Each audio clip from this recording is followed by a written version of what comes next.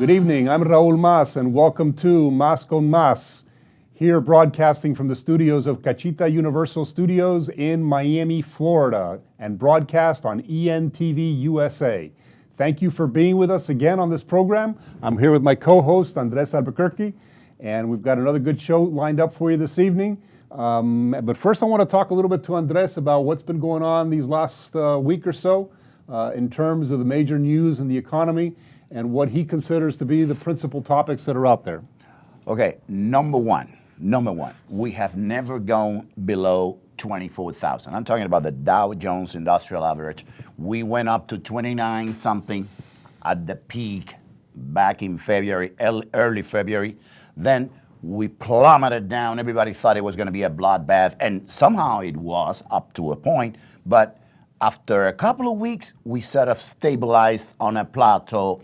24,000 was the value of the average value of the Dow Jones Industrial Average. Raúl, 24,000 is a record for what we had before.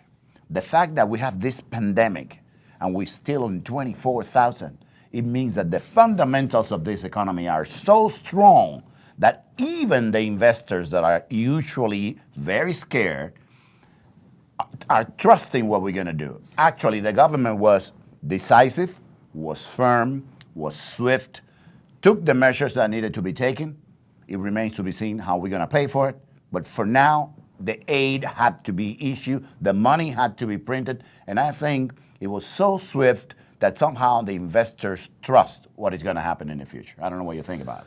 Look, it's interesting you mentioned that because I spoke just yesterday with a guest that we've had on this program before, Miguel Sosa, and he actually brought this subject up. And, you know, he was surprised that given everything that's happened in the economy, right? I mean, we have, you know, unemployment now approaching, you know, 25%, sort of, you know, depression levels of unemployment. And yet, as you mentioned, you know, we had a high in the Dow Jones Industrial Average of about 29,500 on 12 February. We went down to around 19,000 in the worst moments, you know, in late March. And then we sort of started this climb back up to where we're now around that 24,400 level. And like you say, it seems to be vacillating back and forth. And I think you're right. I think it's a reflection of certain things. I think obviously, and a lot of people have said this, not just, you know, Republicans or Democrats. I mean, you know, professional analysts and investors across the board have basically confirmed that the government's response has been swift. You've seen the central bank inject an enormous amount of liquidity into the system. You've seen direct fiscal assistance from the part of the U.S. Treasury. You know, money going out to individuals and corporations to keep those businesses afloat for as long as possible. And I think that has definitely had a calming effect on the markets. Now, there are some skeptics that would say that, well, this is what they call a dead cat bounce. You know, that even a dead cat will bounce, right, when it hits the ground. I'm not too sure. I think that there's a lot to be said for the faith in the U.S. economy. You know, we were at record low levels of unemployment before this whole thing crashed. And, you know, as another one of our guests told us, Peter Asquia, a couple weeks ago, you know, nothing's been destroyed here. I mean, the infrastructure's still in place. We've been just shut down. Nobody has collapsed. No building has plummeted down. Nothing has happened. So, you know, just the way we shut it down, we can reopen it now. You know, let's not be too optimistic because there's been some reports out there, you know, recently. I mean, we're starting to see the effects of this, you know, major employers now laying off people, stores shutting their doors permanently in some cases, big retail chains cutting back dramatically the number of stores that they have. Pier 1 imports that was already on the ropes basically have said they're shutting down, they're not coming back. So, you know, this is going to be painful. I mean, this is not going to be a smooth and steady recovery. We're going to be, you know, going through this for, I think, throughout the rest of this year. But I think that we're going to continue to see, you know, more and more positive signs. And obviously here in South Florida, you know, we're beginning to see that recovery. We're beginning to see that, but before we get there, my second issue was, where's Tara Reid? Tara Reid, oh my gosh, man. Do you remember that name? Tara Reid has basically been buried. I mean, the mainstream media has had no interest whatsoever in following her accusations against Joe Biden, even though, quite frankly, I think they were much more believable and credible than whatever accusations Brett Kavanaugh was accused of. But Tara Reade has basically disappeared. And we've always said that everybody in America is innocent until proven guilty. Sure. That is valid. That was valid for Kavanaugh. That is valid for Biden. Sure. That is valid for you and for me. And I want Biden to have his chance to rebuke whatever he thinks he should rebuke. The problem is that they have simply suppressed this woman because it's not convenient for certain political interests. Absolutely. And that's unfair. That's not democracy. That's actually, it's not even a dichotomy, as you told me the other day correctly, is hypocrisy. It's hypocrisy. At its worst. And you know, it goes to what is the fundamental, you know, job of a journalist. And this is a pet peeve of mine. I've been saying it for some time. That, in my view, many of the mainstream media outlets really aren't legitimate journalistic enterprises. They don't care. I mean, they're there to promote an agenda. They're there to promote a certain political view. They're not there really to present the objective truth and to pursue stories wherever they may be. And it's ironic, you know. I mean, there's another story, you know, Catherine Herridge, who's been following this whole issue. You know, coming out of D.C. with Michael Flynn and stuff, you know, probably one of the most respected reporters in the Washington, D.C. area, and she's being criticized roundly precisely because she's paying attention to the Michael Flynn. And this is a woman that's got an incredible reputation amongst the media professionals themselves.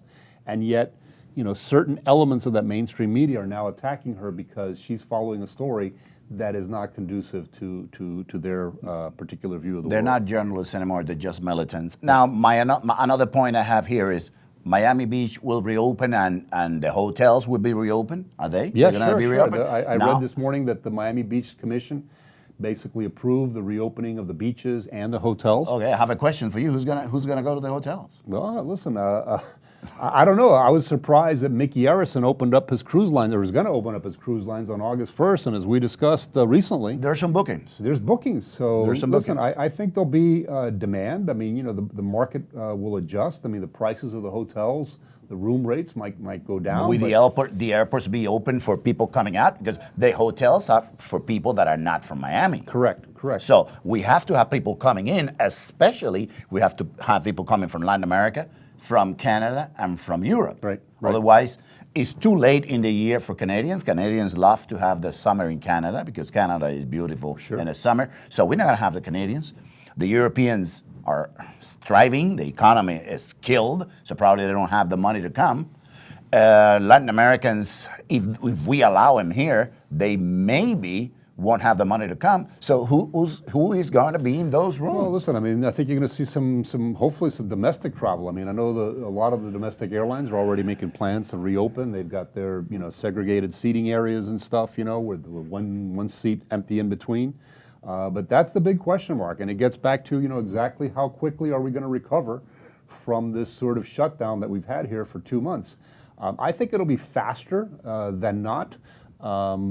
But it remains to be seen. And it remains to be seen also, what is the message that our political leaders send to the public? And I think there's been a lot of confusion because there are some states that are opening up and are encouraging people to go out.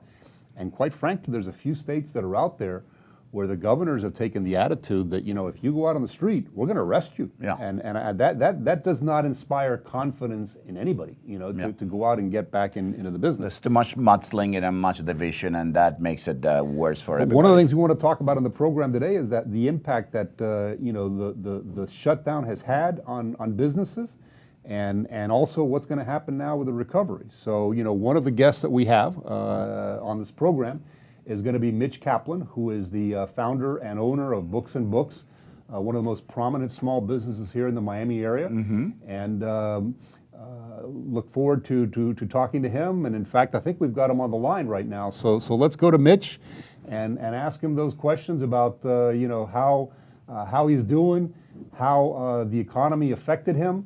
You know, his revenues that were lost, if he's been able to keep his employees, and what's he doing to sort of restart his business. Okay, let's do this. Absolutely. Let's do this. Let's do it.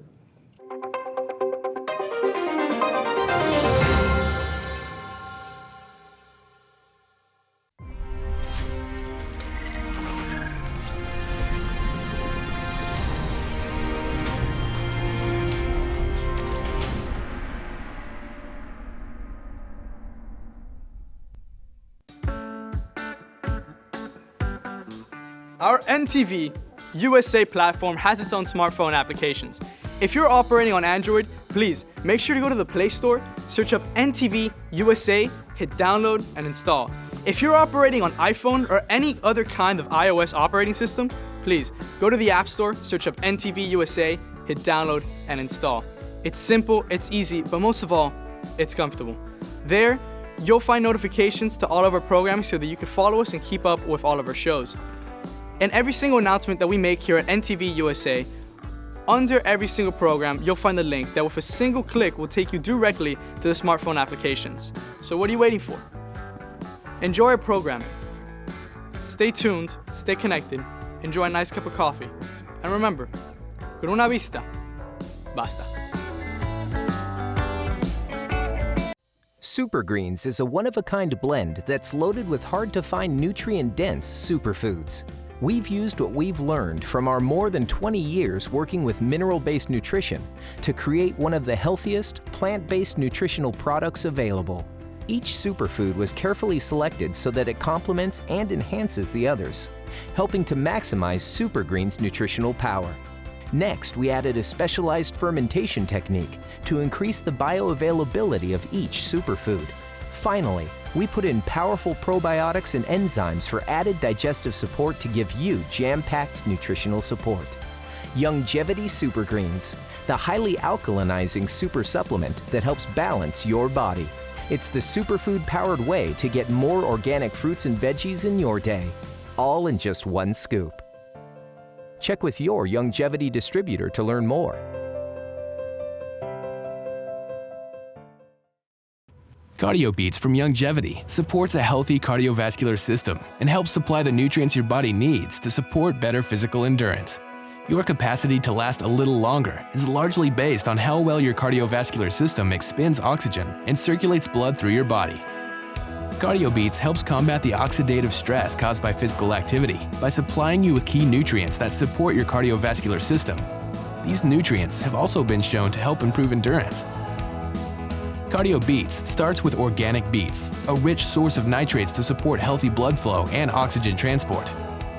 We've added whole foods from highly bioavailable seaweed and mango fruit, both known for blood flow support, and antioxidant-rich sweet cherries. Then, for even more heart health benefits, we finished it off with key amino acids. Take your physical endurance to the next level with Cardio Beats. Talk to your Youngevity associate for more information. As you age, factors like health, weight, diet, and lifestyle can all impact your bones, joints, and general mobility. Over time, you might start to experience stiffness or pain due to damaged joints or connective tissue. Ultimate Glucogel by Youngevity was created to help you limit the effects of wear on your joints. It delivers a daily dose of collagen-rich gelatin your body needs for joint elasticity and maintenance. Ultimate Glucogel contains a 1-to-1 ratio of gelatin and glucosamine sulfate, which is a key building block of your bone matrix, cartilage, ligaments, tendons, and connective tissue. Gelatin's unique blend of amino acids not only help with muscle and joint health, but also has been shown to provide additional benefits for the brain, skin, and hair. Ultimate Glucogel. Natural, optimal daily support for joint health. To learn more, contact your Youngevity associate.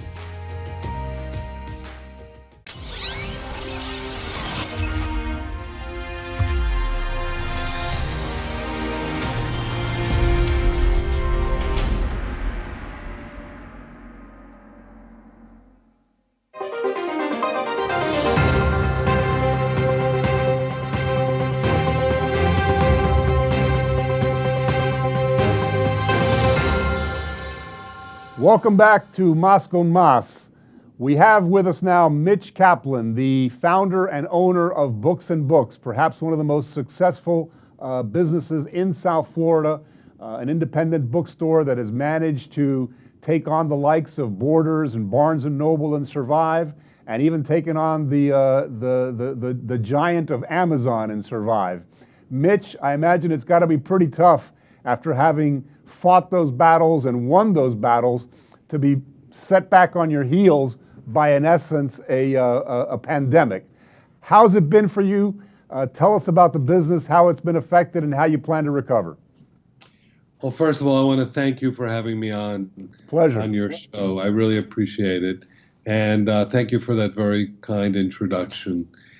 You know, we've been in business about 40 years, believe it or not, and I've never seen anything like this. You know, the last two times, you know, after 9/11 and then after the financial crisis of 2008.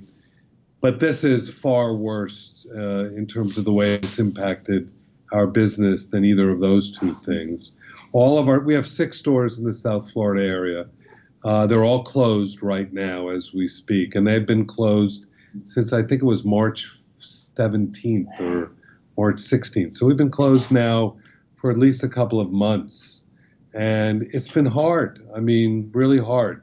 Our online store is open, so you can go to booksandbooks.com.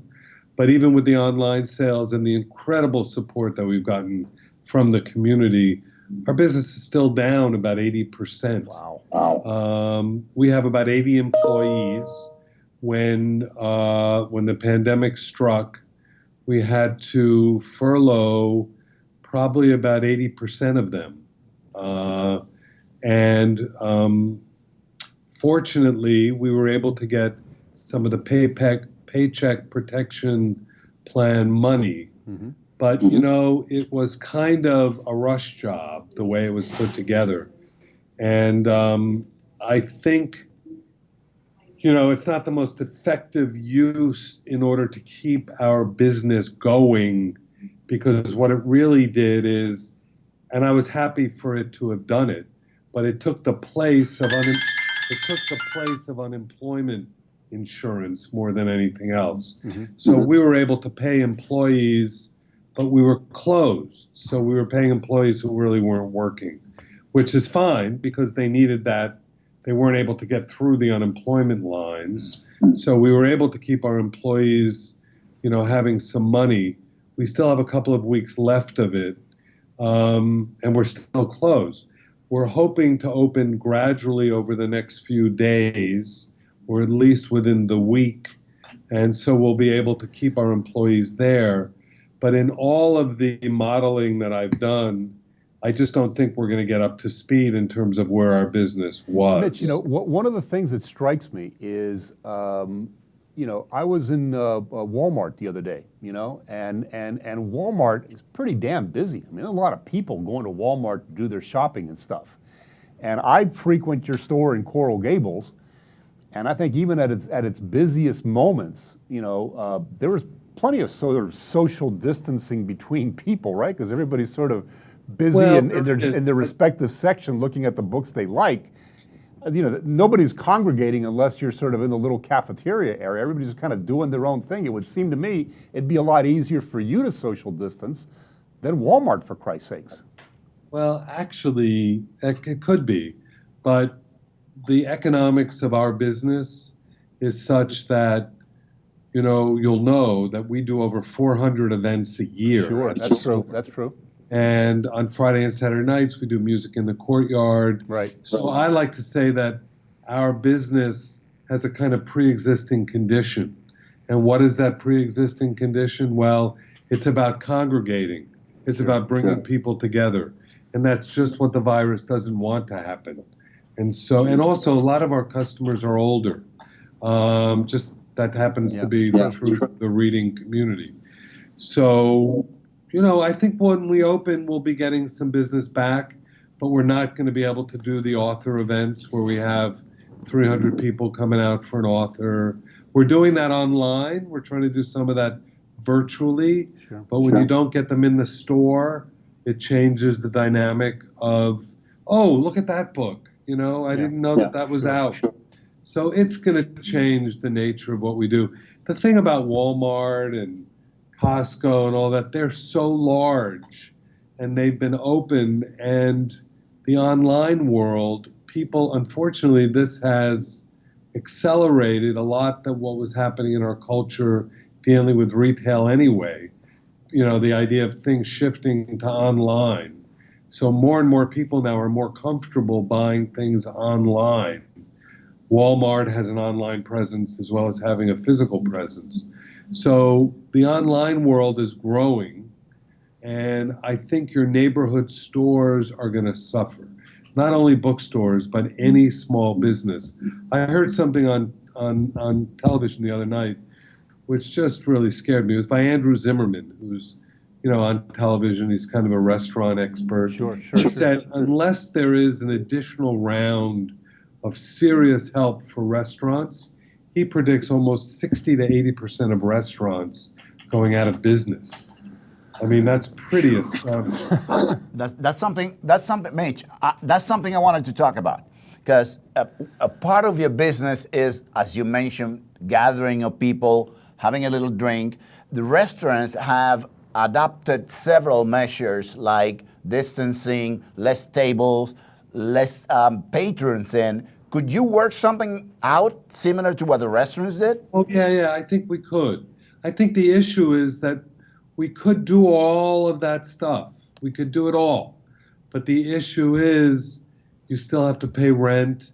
That rent doesn't change based on how many people you have in the store, right? It doesn't add up. According to you, it doesn't add up. Yeah. The question is whether or not, we all work on razor-thin margins as it is, and restaurants do too. Yeah. For a restaurant, think about it. Restaurants figure out how much price they charge for a dish.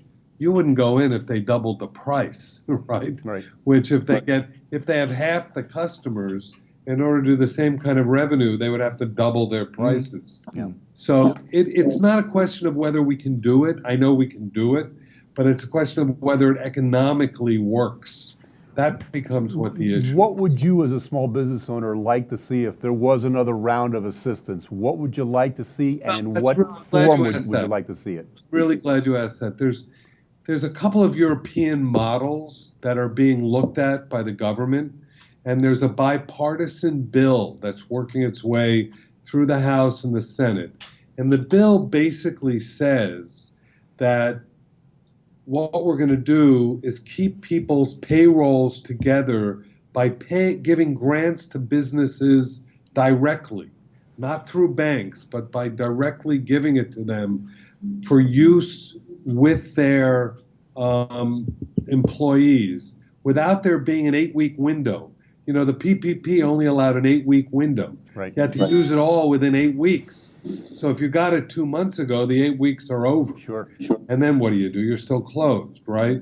So this plan, which is what they do, I believe, in Spain, in France, in Germany, in Italy, is they pay the business directly, pass it on to their staff, whether you're open or not.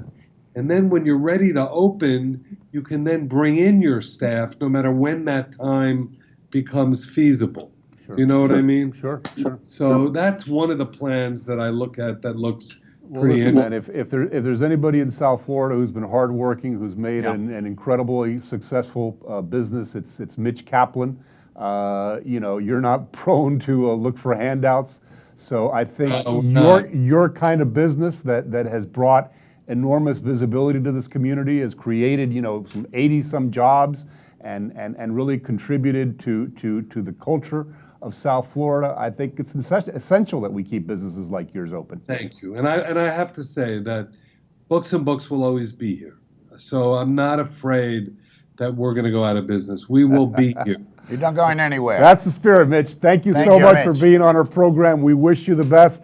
And hopefully if we do this again, it'll be in better times. Have a nice weekend.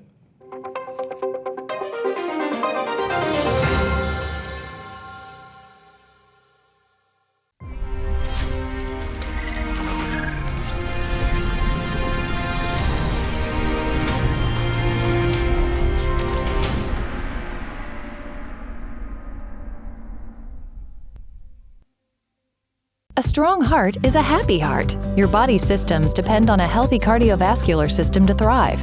Without a healthy heart, you could experience symptoms like fatigue, aches and pains, dizziness, or shortness of breath. Youngevity developed Ultimate EFA Plus with a proprietary balanced blend of essential fatty acids. We started with flaxseed oil. It's been shown to improve the elasticity of arteries and support healthy blood pressure. Next, we included cold water fish oils, rich in omega-3s that can promote a healthy cardiovascular system and even increase levels of good HDL cholesterol. Then we added borage oil, known for its powerful anti-inflammatory properties. Blended together, these essential fatty acids provide you with the optimal blend of nutrients to help maintain normal cardiovascular health. Ultimate EFA+, the right nutrients to improve your heart health naturally. To learn more, contact your Youngevity associate.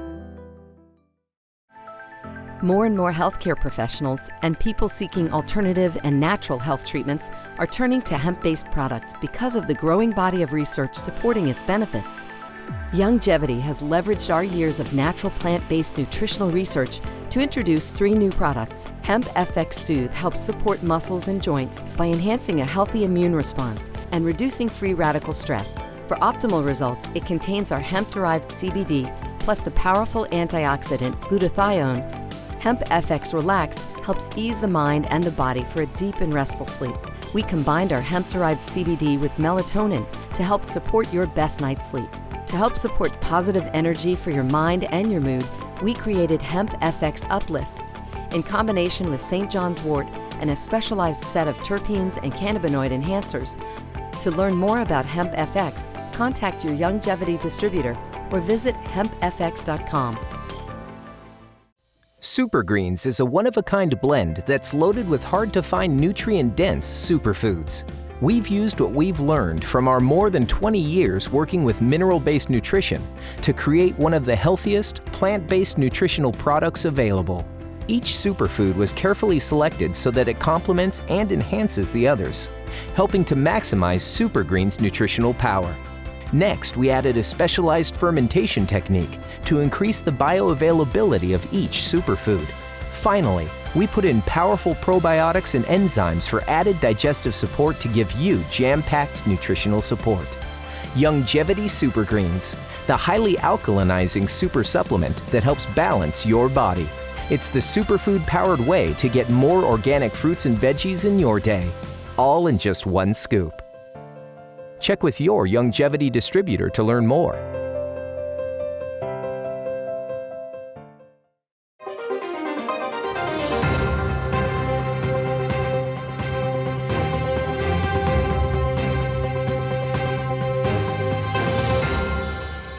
Welcome back to MÁS CON MAS. Our next guest, Ivan Jimenez, is someone who I've known for a long period of time. I think Andres knows him as well. Who doesn't? He does. Who doesn't, exactly. Ivan is very well known for his commentary on all matters related to business and finance.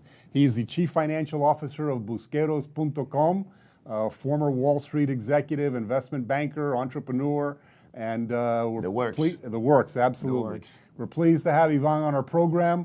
Welcome, Ivan. Thank you for being with us. And I want to start off right away by just getting your take on everything that's happened these last couple of weeks, this shutdown. How do you view it? Was it necessary? How do you view the recovery?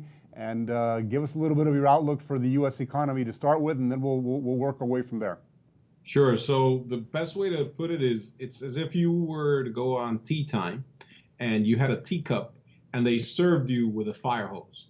I mean, the series of events that have transpired in the last 60 to 90 days are breathtaking and jaw-dropping. Yeah. At the same time, I believe from a macro perspective, we benefit from the advances that were made as it relates to the facilities accorded to the Federal Reserve to try to confront an unknown with a calamitous taste or fragrance such as what we are experiencing now.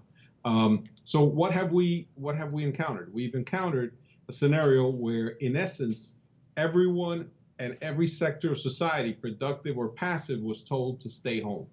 And we were told to stay home, and obviously that is not a path or a course of action to what the entire country is accustomed to. We may have had a taste of that during 9/11, but that only encompassed perhaps one city in a myriad of cities within the United States. What we're seeing now is not just one city or one state or one country, but literally the entire world.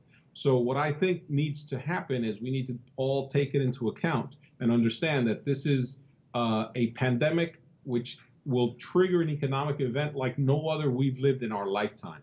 However, it is not the first pandemic, and it is not the first calamitous event. And so what we benefit from, at least as it relates to the US and literally the world, is we benefit from an infrastructure of information worldwide, and here in the US, of an amazing infrastructure, and the fact that the pillars of recovery were laid during the last recession. There were empowerments to the Treasury, to the Federal Reserve, that did not exist prior to the financial debacle, that have been put at the behest of the economy. Now, so far, the economy is treated as if it's only one sector, which is the corporate sector. And, these preconceived notions of who should receive assistance have to all be thrown out the window. This time around, we need to understand that cities and states, the consumer, as well as small business, those businesses that we don't have a notion exist because they're not a national or worldwide brand, those are the ones that will be the most affected, and those are the ones that need the most de-obstacleization towards the access of capital so that we can put this country back to work. Absolutely. I mean, the small business segment is critical. I mean, that's 50% of our, economy, basically. I mean, a lot of our business inputs out there. And it's 75% of the new jobs that get created in every single Correct. Recovery that we've ever had. Correct. I think the payroll protection plan and some of those, programs that the administration came out with, some of them have been abused, quite frankly. We've all heard the stories of, big businesses and Harvard University, taking advantage of the PPP and outrageous stuff like that. But I think for a lot of sort of, small to mid-sized businesses, I think a lot of people have taken advantage of that, and hopefully that has cushioned the blow somewhat. But the point that you made about infrastructure, we were talking about this earlier with Andres, the infrastructure is still there. The businesses are still there. The trucks to move the merchandise are still there. Correct. The people that run these businesses are still there. We made a conscientious decision to shut it down, and now we're making that decision to reopen it. Correct. And I think the decision to shut it down, as painful as it was necessary. Sure. So just as the same as the decision to reopen is as painful as the decision to close. So we need to create a corridor, pathway to recovery. Yeah. Okay. So if you look at it in simple terms, before we even go there, the absolute sort of North Star has to be that we need to take care of our people. We need to make sure that the persons that broke a sweat, lifted a gate, are able to do it again. Okay, we need to make sure that the entrepreneurial spirit stays alive and well. And so, yes, their headlines have captured the Harvards of the world and the Ritz-Carltons of the world capturing PPP. But quite frankly, all of this was done with good intention. It was done quickly because it needed speed of execution. We can always go back and fine tune it. But what mattered most is that the will of the United States is to be back in business, and it's imperative on everyone, not just in the U.S. Everyone's looking for the U.S. from an economic perspective to provide leadership. And I think what the U.S. has done is astounding. It has enabled the Treasury to place assets so that those assets could be at the disposal of our economic system so that our economic pipelines are not impeded. And let me get to something like that. What have they done? They've allowed them to buy, obviously, assets that to most people, the average Joe, doesn't understand. But what matters is the big picture. The best way to put it is this. Imagine if there were a pipeline from Washington to your house. Okay, so what they've done, the federal government has made sure, is that pipeline makes it to the last mile. They make it to your doorstep. The fine-tuning of how it gets to your house obviously is the layer that needs to be fine-tuned, but at least they made possible that the pipeline of the economy is cautelous. It has enough vibrancy to be able to pick up. Sure. And that's tremendous. So you're seeing that reflected, let's say, in 25% of assets worldwide, which are the stock market. Ivan? The other 75% is in bonds. And if you're seeing what bonds are doing, bonds are really at a low, and it's telling you to use caution, that this is a storm like no other. Okay, Ivan, let me elaborate a little bit on this. Now, we have seen that in order to have the vaccines, in order to have the tests, the time frame for the permissions, for authorizations, for the trials has been drastically reduced. Let's say that the whole process has been fast-tracked. Am I right? I think what has done is, obviously it's of paramount importance that no obstacle exists to allow this facility to fast track. And I'll give you an example of what that means. Okay. So when one of the companies was a Northeast company, and a facility that was doing trials was in Ireland. And so typically it would take 6 months for the FDA to sort of square away if the paperwork from Ireland matched that of the requirements of the US. During this process, one of those teams who was what I call smart money, contacted the task force. The task force made sure the FDA created a corridor for all of that coordination to take place, and it took place in less than a month. Something could have taken 6 months, took place in less than a month. So that's what is meant by fast tracking.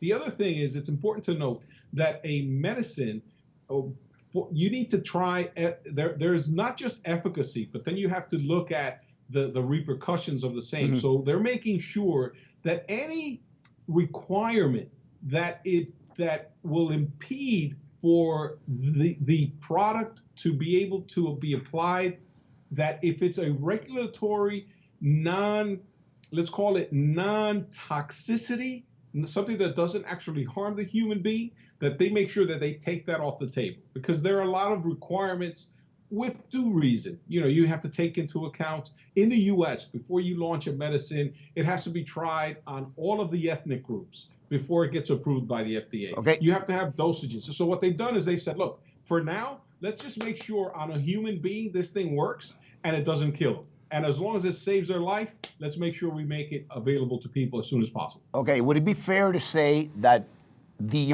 probably the only bright side of this mess, of this pandemic, of this misfortune, has been that probably our economy will become leaner, swifter, faster, quicker? I think what it has done, it has accelerated what was a necessary reality. And it has accelerated the transition towards the digital and the non-physical aspects of our reality. Good. That's what it has done. You're seeing people working from home. More emphasis on telemedicine, more emphasis on that sort of flexibility that people knew was there, but we really hadn't taken advantage of. Correct, and it kind of forces the democratization of the importance of internet technology. And it should be addressed also by our educational system. It can't be that in 2020 we're still depending on pencils and paper and erasers to educate children who are living in a digital world. Ivan, Go ahead. No, go ahead. I simply wanted to ask you. You talked about the federal level. What's the sort of what's your view of the state of Florida? What's the report card on the state of Florida in terms of its reaction? How would you gauge that?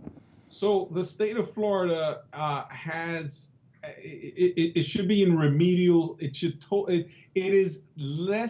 is very disappointing. I guess it's the best word. Really? Okay. And what do I mean by that? The unemployment. The unemployment benefits that the state of Florida is not giving to people that have deserved it is unreasonable. There should be a Manhattan Project to make sure that every hardworking individual in Florida got what they're due as it relates to unemployment benefits. Those are real people that work. These aren't people that are asking for a handout. They're asking for their money back. They gave their sweat and tears. They put it to work, and we are the worst state in the nation as it relates to unemployment insurance.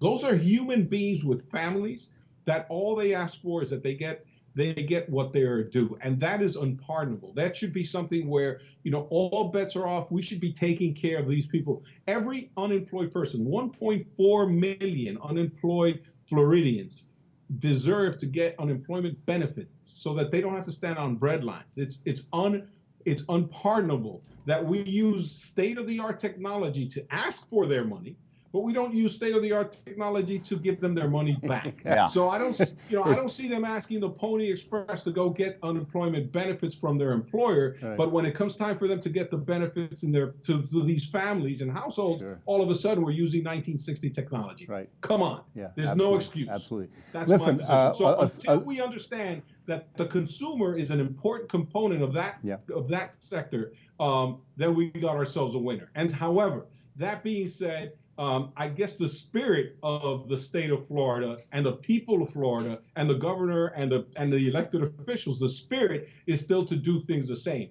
The fact that your intent is to improve doesn't mean that your current status, you should get an A. I'm sorry. If it were a corporation where they're putting products in and only 3% of those products are coming out, there's a problem with that operation. And trust me, the CEO of a private corporation can't blame the customers for the fact that the product is not coming out of the machine.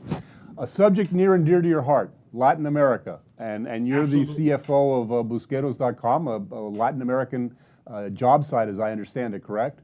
Correct. Tell us a little bit about what's going on in Latin America. We heard the news this morning that Miami Beach is opening up its beaches and its hotels.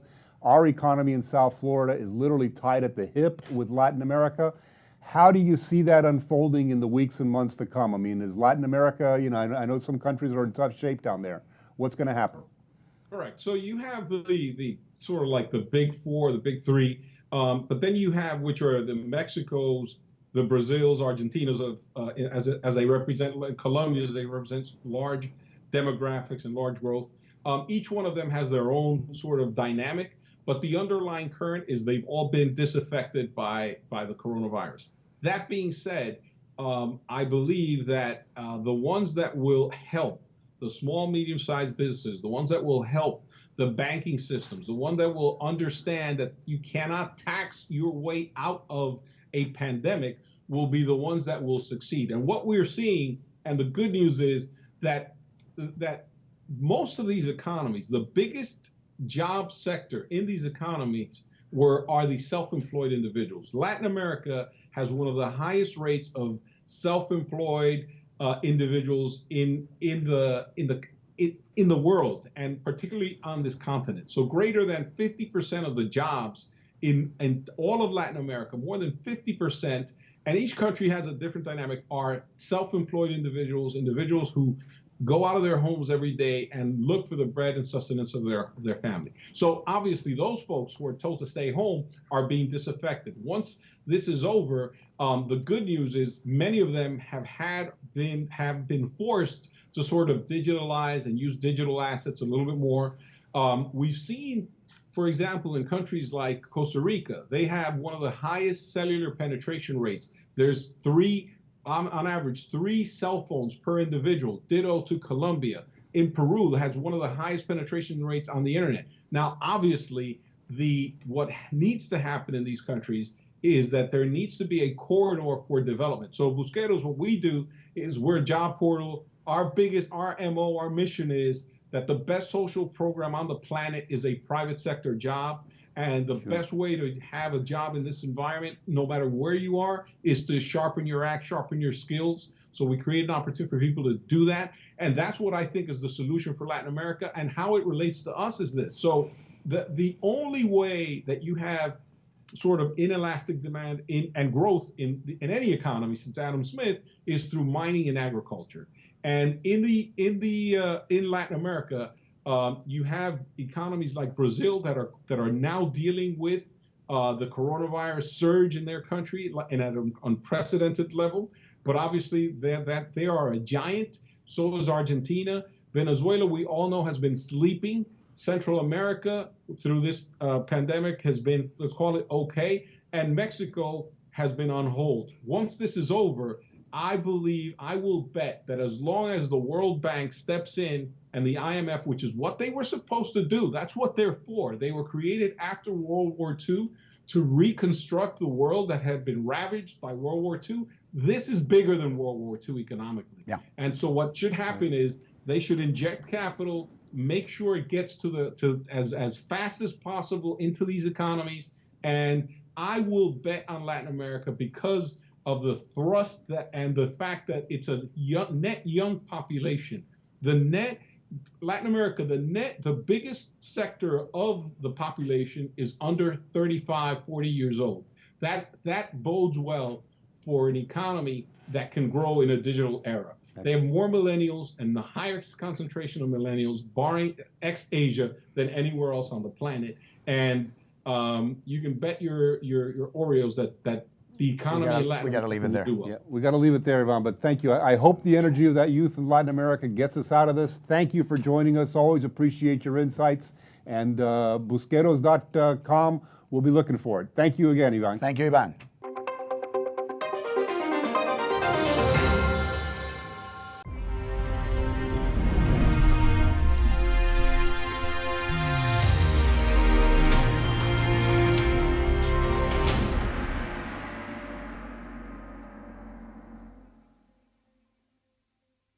To stay healthy, it's crucial to make sure you get the nutrition you need every day. But it's difficult to get all your recommended vitamins and minerals from food alone. Beyond Tangy Tangerine 2.0 by Longevity is a simple, convenient, and affordable way to help your body get the essential nutrients it needs. BTT 2.0 supports your body's natural defense system with a proprietary blend of energy-boosting and body-loving nutrients, plus prebiotics, probiotics, amino acids, and enzymes that support digestion.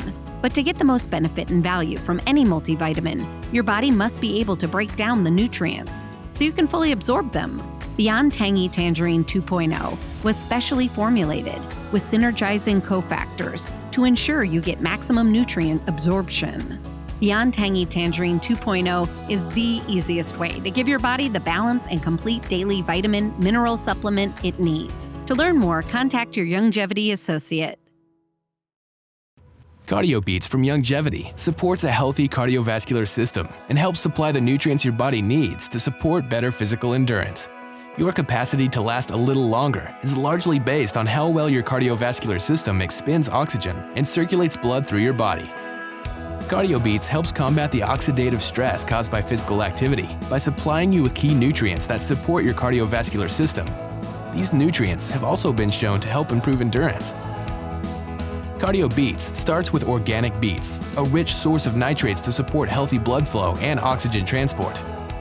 We've added whole foods from highly bioavailable seaweed and mango fruit, both known for blood flow support, and antioxidant-rich sweet cherries.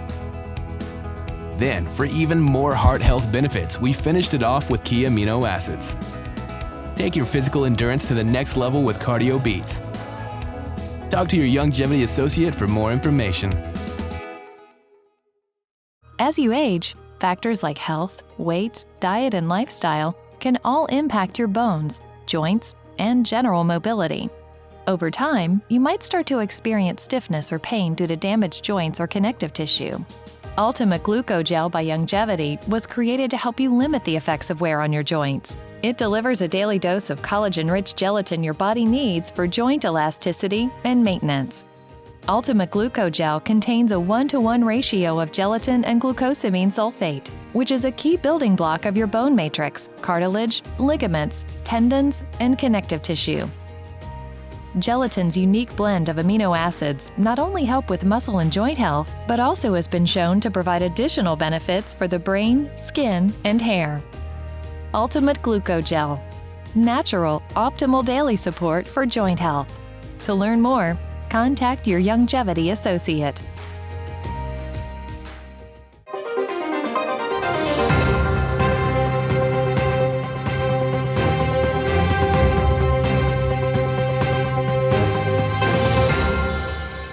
Welcome back to MÁS CON MAS. This is your host, Raúl Mas, and I want to talk about something now that is very important to me personally, and I'd like to share it with you because we're coming up now on the Memorial Day weekend. For most Americans, they look at Memorial Day and they view it as sort of the beginning of the summer holiday, and traditionally the Memorial Day weekend has been exactly that. It's been, when we're not underneath this sort of COVID-19 pandemic, people are heading off to the beach, start firing up their barbecues, getting ready for the summer. But I think, it's important to remember that Memorial Day is not just the beginning of the summer vacation. And it's what is It's a very important holiday in America. What is the difference between Memorial Day and Veterans Day? Well, you know, Memorial Day basically is a day that we take to honor those that have given their lives in service to this country, those that died while wearing the uniform of the United States of America. So they have perished. They've perished, correct. And Memorial Day was actually begun during the Civil War in this country. Back then it was called Decoration Day. And the widows and the family members of those that had fallen during the Civil War in the United States would go to the graves and put flowers on the graves. That's why they called it Decoration Day. And it remains sort of that informal holiday until the beginning of the 20th century, when it was sort of then formalized into Memorial Day. And it wasn't until 1971 really that it became a federally recognized holiday. But the difference between Memorial Day, which is what we're having now on May 25th, and Veterans Day, is that Memorial Day is to honor basically our war dead, or those killed in uniform. And Veterans Day recognizes veterans, whether they're alive or gone, that are still among us, that are serving in the military.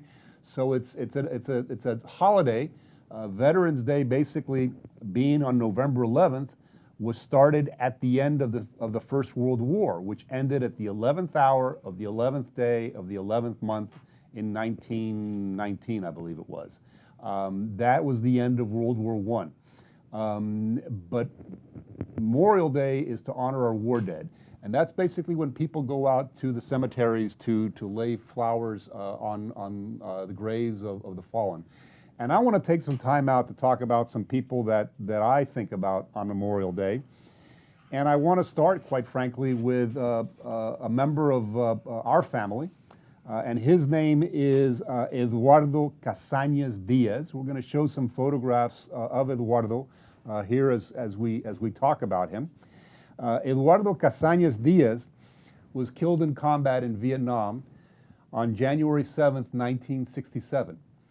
He is the uncle of my wife. And at the time of his death, he was a young man. And as these photographs show, he had just gotten married. Just gotten married to his bride, looking forward to his life. He had enlisted in the U.S. Army. A young Cuban-American kid, newly arrived on these shores. And he was shipped off to Vietnam after having gotten married.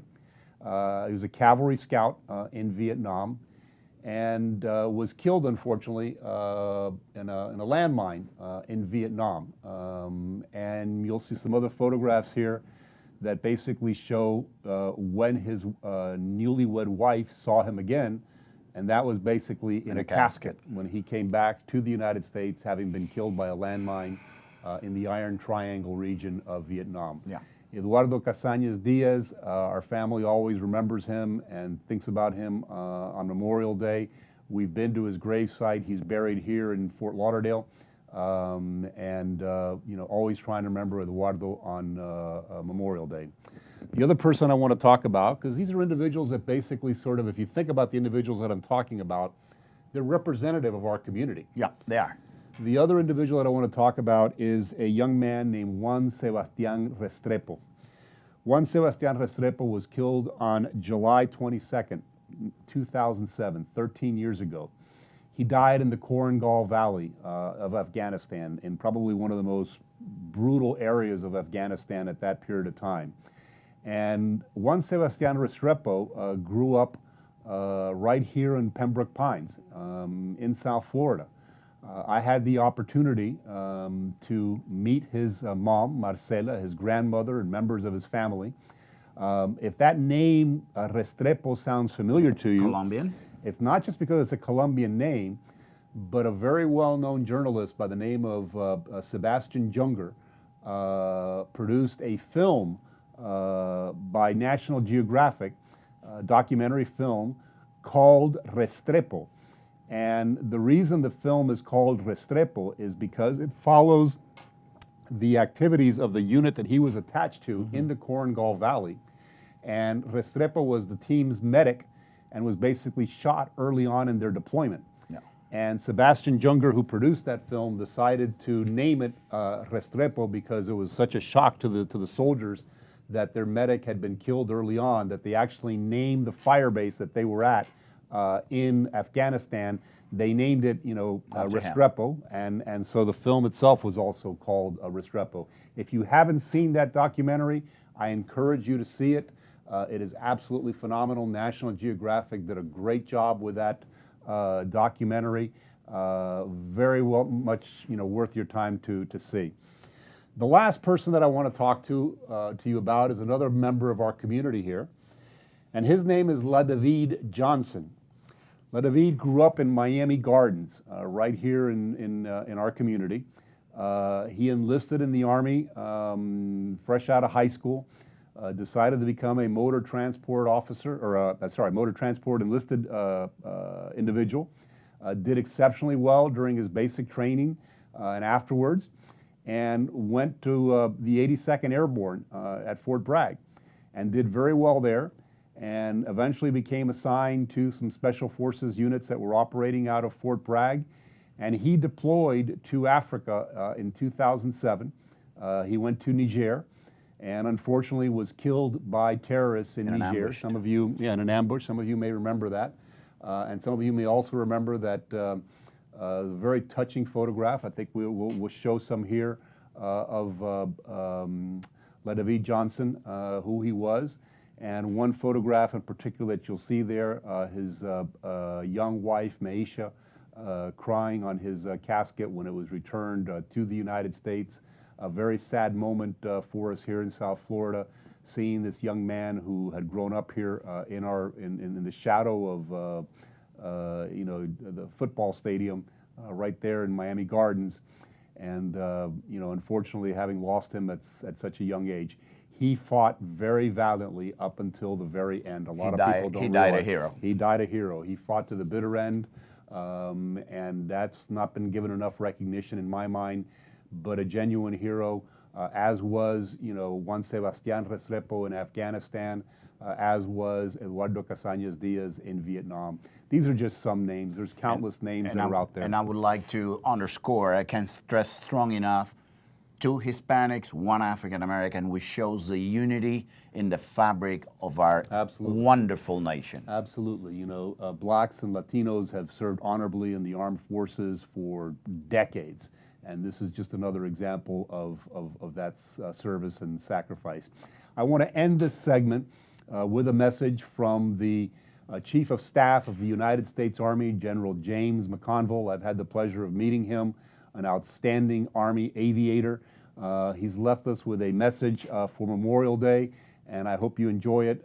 Take it to heart, and let's turn it over to General McConville for his Memorial Day message 2020. Have a great weekend, but as you enjoy that extra day off, although we're all sort of home these days, but as you think about Memorial Day, think about what General McConville is about to tell us about. Have a good weekend, guys. Take care. I stand here in the hallowed grounds of Arlington National Cemetery on this important day for our nation. This Memorial Day, I ask that we all take a moment to remember our fallen heroes, those who have been laid to rest here at Arlington and those in other cemeteries around the world. Take a moment to remember America's sons and daughters who fought for victory and who paid the ultimate sacrifice in the defense of our great nation. Today we honor our fallen and their families who have carried on the honor of their loved ones. Remember those who raised their right hand and said, "Here I am, send me." These soldiers are my heroes. These soldiers sacrificed their lives, their dreams, and their futures so we can fulfill ours. These soldiers represent the best of America. And they leave a proud legacy for their families and for our future generations to emulate. And this nation, our nation, is forever grateful to them. Thank you for remembering our fallen soldiers this Memorial Day. We remain Army strong.